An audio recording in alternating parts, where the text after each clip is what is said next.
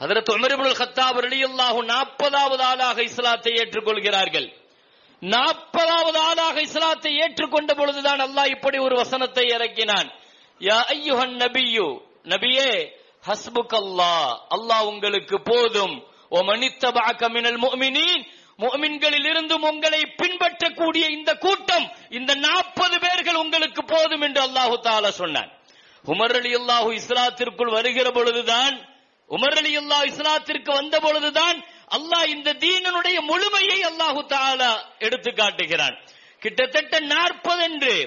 அதற்கு உஸ்மான் ரலியல்லாஹு 3வது இஸ்லாத்தை ஏற்றுக்கொண்டாங்க. உஸ்மான் ரலியல்லாஹும் உமர் ரலியல்லாஹும் இஸ்லாத்திற்கு மத்தியில கிட்டத்தட்ட 8 வருஷம் வித்தியாசம். ஆனால் உஸ்மான் ரலியல்லாஹுவை விட 2வது இடத்தை அதற்கு உமர் இப்னுல் கத்தாப் ரலியல்லாஹு அன்ஹு அவர்களுக்கு அல்லாஹ் வழங்குகிறான்.